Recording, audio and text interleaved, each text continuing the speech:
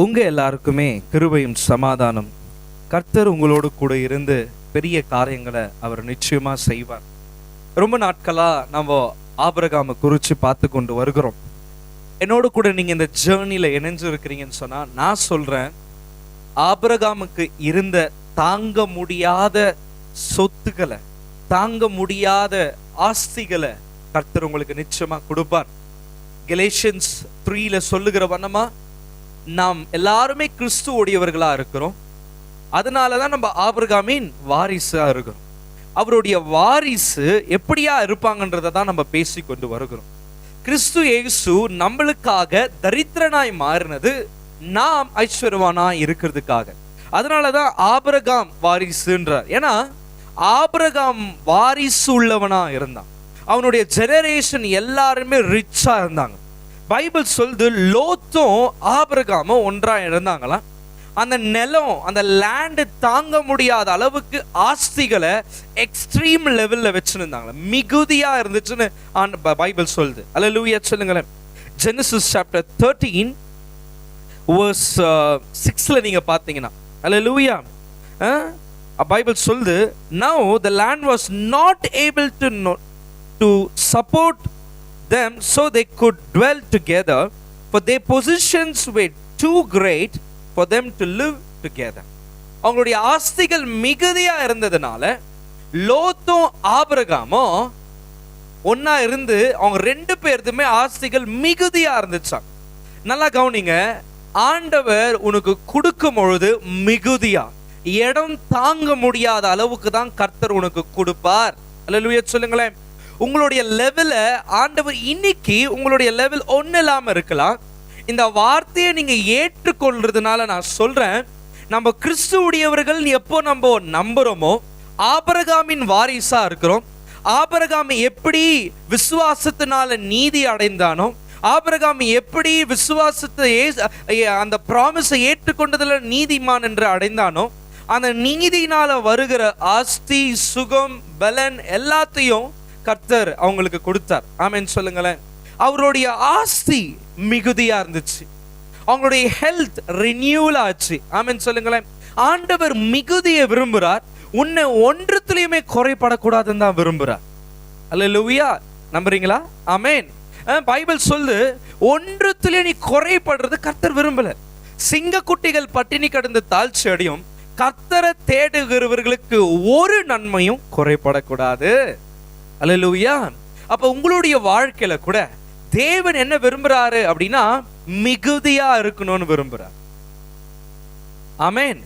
கொஞ்சம் இல்ல, மிகுதியா, அதிகமா இருக்கணும். உன் இடம் தாங்க முடியாத அளவுக்கு. ரெண்டு பேர்களுடைய பொசிஷன்ஸ் எப்படி இருந்துச்சுன்னா கிரேட்டா, எக்ஸ்ட்ரீம் லெவல் ரிச்சா இருந்தாங்க. they were the richest person there.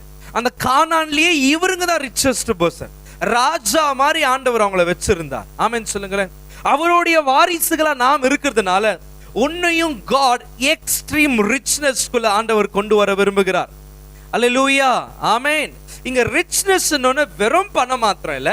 Abraham வெறும் பணம் கொடுத்தாரா? இல்ல, ஹெல்த் ரினியூ பண்ணாரு. சாரால வயசான காலத்துல ஒரு ராஜா சைட் அடிச்சு இவ்வளவு அழகாகுதுன்னு வேலைக்காரவர் புகழ்ந்து பேசுற அளவுக்கு அவங்களுக்கு அழகை கொடுத்திருந்தார். அதே மாதிரி உனக்கும் இன்னைக்கு நீ சொல்லலாம், வயசாக போய் நேக்குது எல்லாம். இல்ல இல்ல, வயசாக நீ அழகாக போற, வயசாக இன்னும் பணக்காரனா ஆக போற. அல்லேலூயா. ஆபிரகாம் இந்த வாழ்க்கை நம்மளுக்கு கிடைக்காது நீ சொல்லுவேனா? கிடைக்காது. நம்ம கிறிஸ்துவுடையவர்களா இருக்கிறதுனால ஐஸ்வர்யவானதான் நம்ம விசுவாசிக்கிறோம். நம் தேவன் ஒன்னும் பிச்சைக்கார் இல்லைங்க, அவர் ஐஸ்வர்யவானன் பைபிள் சொல்லுது.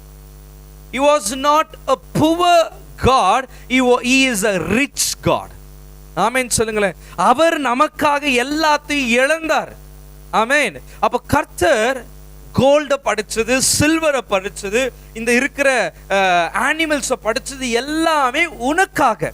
இது எல்லாமே உன் கையில இருக்கணும்ன்றதுக்காக. ஆதாம்னால எல்லாம் சாத்தானுக்கு போயிடுச்சு. அவனால யாரெல்லாம் ஆளுகை பண்றாங்களோ அவங்க கிட்ட போயிடுச்சு. அதை நீ சுகந்தரி அப்படின்ற. இஸ்ரவேல் ஜனங்க வரும்போது கூட எப்படிங்க வந்தாங்க? கோல்டு சில்வரோட தான் வெளியே வந்தாங்க. அப்ப காட் அதை விரும்புறார், தன் பிள்ளைகள் அப்படி இருக்கணும்னு விரும்புறார். ஆமென் சொல்லுங்களேன். ஆமென். பேதுரு சொல்றான், ராத்திரியெல்லாம் பிரயாசப்பட்டு எனக்கு ஒரு மீன் கூட அகப்படலை. இன்னைக்கு நீங்க சொல்லலாம், நான் நிறைய ஜெபம் பண்ணிட்டேன், நான் நிறைய ட்ரை பண்ணிட்டேன், நான் இதுக்கு மேல நான் எப்படி மேல வருவேன்னு எனக்கு தெரியலன்னு ஒரு எக்ஸ்ட்ரீம் லெவல் டிப்ரெஷன்ல கூட இருக்கலாம். நிறைய உங்க முட்டாள்தனத்தினால கடங்கள்ல போய் சிக்கி கொண்டு இருக்கலாம். ஆனா இன்றைக்கு நான் எவ்வளவோ ட்ரை பண்ணேன், ஒரு மீன் கூட அகப்படல. ஆனா இயேசு கிறிஸ்துவுக்கு கொஞ்சம் படகு கொடுத்தா, கொஞ்சம் நேரத்தை கொடுத்தா, அந்த படகுல தேவன் வந்து இப்ப வளைய போடுறான் போது அவன் சொல்றான், ஆண்டவரே ராத்திரியெல்லாம் பிரயாசப்பட்டு எனக்கு ஒரு மீன் கூட அகப்படல, ஆனா உம்முடைய வார்த்தையின்படி. சில பேரை பார்த்து கர்த்தர் பேசி கொண்டு இருக்கிறார், மகனே நீ ட்ரை பண்ணிட்ட, இனி நீ கேட்கறது இல்ல பார்க்க போற. இனி நீ கேட்டத இன்னைக்கு என் மூலியமாய் கர்த்தர் பேசுகிற ஒவ்வொரு வார்த்தையும் நீங்க கேட்டுன்னு இருப்பீங்கன்னா அதை விசுவாசிங்க. இன்றைக்கு கர்த்தர் அதை பார்க்க வைக்க போகிறார். பைபிள் சொல்லுது, மிகுதியான மீன்கள் அவன் வலை போட்டவன அவனுக்கு கிடைச்சான். ஆண்டவர் கொடுக்கணும்னு நினைக்கிறது மிகுதி. சொல்லுங்க மிகுதின்னு சொல்லுங்க. ஏன்னா ஆண்டவர் பிளஸ் பண்ண மிகுதியான பொசிஷன்ஸ், மிகுதியான ஆஸ்திகள்னால உன்னை ஆசீர்வதிக்க கர்த்தர் விரும்புகிறார். நீ ஆபிரகாமின் வாரிசா இருக்கிற, ஹெல்த்ல வெல்த்ல எல்லாத்துலயுமே நீ ஆசீர்வதிக்கப்பட்டு இருக்கணும் தான் கர்த்தர் விரும்புறார். விதவி எல்லா பாத்திரத்தையும் வைக்கும் போது 4-5 பாத்திரத்தை கர்த்தர் விடல, வச்ச எல்லா பாத்திரத்தையும் எண்ணெய்னால கர்த்தர் நிரப்பினார். இன்னொரு பாத்திரத்தை எடுறா அப்படின்னு சொன்ன உடனே அங்க பாத்திரமே இல்லாம போச்சு. ஏன்னா அங்க இருந்த எல்லா பாத்திரங்கள் நிரம்பப்பட்டது. இன்னைக்கு மிகுதியை கர்த்தர் கட்டளை எடுக்கிறார் உங்களுடைய வாழ்க்கையில். உங்க பொசிஷன்ஸை மாற்ற போறார். உங்க இடுக்கட்டத்திலிருந்து விசாலத்துக்கு ஆண்டவர் கொண்டு வர போகிறார்.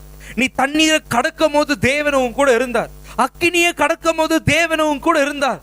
இப்போ விசாலமான ஒரு இடத்துக்கு ஆண்டவர் கொண்டு வந்து விடுகிறார். ரபா ஷடரபா கலபதுரியாங்கரப. கர்த்தர் நான் இவ்வளோ பிரச்சனைக்குள்ள போனேன், இவ்வளோ போராட்டத்துக்குள்ள போனேன், நான் அக்கினிக்குள்ள போனேன், அதுல இருந்தெல்லாம் கர்த்தர் காப்பாத்துறார். நீ பெரிய விஷயத்தை தாண்டி இருக்கிற, நீ போக வேண்டிய தூரம் வெகு தூரம் இல்ல, கிட்டியே. அல்லேலூயா சொல்லுங்களேன். This is the day the Lord has made. இன்றைக்கு you're going to rejoice and you're going to be in glad. மகிழ்ந்து களி கூற போறீங்க, நீங்க என்ஜாய் பண்ண போறீங்க. உங்க பொசிஷன்ஸை கர்த்தர் உங்களுக்கு கொடுக்க போறாரு. எப்படி கொடுக்க போறாரு? மிகுதியா இருக்க போது, இடம் தாங்க முடியாத அளவுக்கு கர்த்தர் உங்க வாழ்க்கையில கிரியை செய்ய போகிறார். கர்த்தர் உங்களை ஆசீர்வதிப்பாராக. ஆமென்.